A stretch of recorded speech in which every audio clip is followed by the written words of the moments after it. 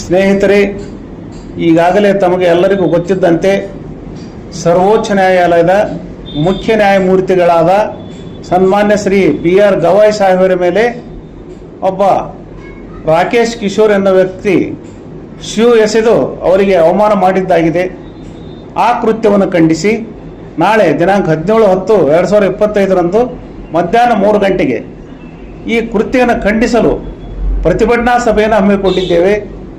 ಪ್ರತಿಭಟನಾ ಸಭೆಯಲ್ಲಿ ಎಲ್ಲರೂ ಪರಿಶಿಷ್ಟ ಜಾತಿ, ಪರಿಶಿಷ್ಟ ಪಂಗಡ, ಹಿಂದುಳಿದ ವರ್ಗ ಮತ್ತು ಅಲ್ಪಸಂಖ್ಯಾತರು ಮತ್ತು ಇದಲ್ಲದೆ ಇನ್ನಿತರ ಎಲ್ಲರೂ ಈ ಸಂವಿಧಾನದ ಆಶಯದಲ್ಲಿ ಯಾರು ಜೀವನ ಸಾಗಿಸ್ತಾರ ಅಂದ್ರೆ ಸಂವಿಧಾನ ಆಶಯದಲ್ಲಿ ಒಳಪಟ್ಟಂಥ ಎಲ್ಲ ವರ್ಗದ ಎಲ್ಲ ಜನರು ಇದರಲ್ಲಿ ಭಾಗವಹಿಸ್ತಾರೆ. ಮುಖ್ಯವಾಗಿ ಇದರಲ್ಲಿ ಅಲ್ಪಸಂಖ್ಯಾತರ ನಾಯಕರಾದಂಥ ಶ್ರೀ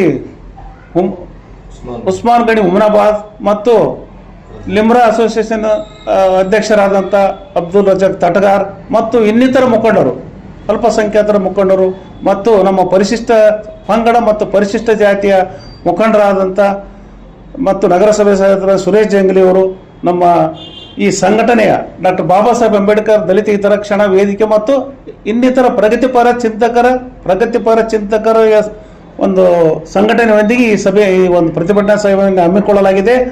ಇದರ ಉಪಾಧ್ಯಕ್ಷರಾದ ಯುವರಾಜ್ ಅವರು, ಅಂಬಣ್ಣ ಚಲವಾದಿ ಅವರು ಮತ್ತು ನಮ್ಮ ದಿಲೀಪ್ ಕಲ್ಮೋನಿಯವರು, ಗೈಬಪ್ಪ ಬಾಡಿಗೆ ಅವರು, ಇನ್ನಿತರ ನಮ್ಮ ಎಲ್ಲ ಸಮುದಾಯದ ಮುಖಂಡರು ಮತ್ತು ಯುವಕರು ಎಲ್ಲರೂ ಪಾಲ್ಗೊಳ್ತಾ ಇದ್ದಾರೆ.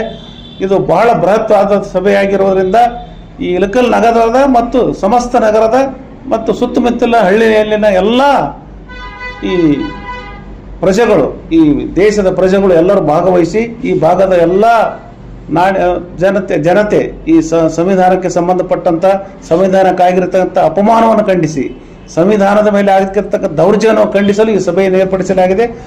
ದಯಮಾಡಿ ಕಾರಣ ಎಲ್ಲರೂ ಈ ಸಭೆಯಲ್ಲಿ ಭಾಗವಹಿಸಿ ಈ ಪ್ರತಿಭಟನೆಯನ್ನು ಯಶಸ್ವಿಗೊಳಿಸಲು ತಮ್ಮಲ್ಲಿ ವಿನಂತಿಸಲಾಗಿದೆ.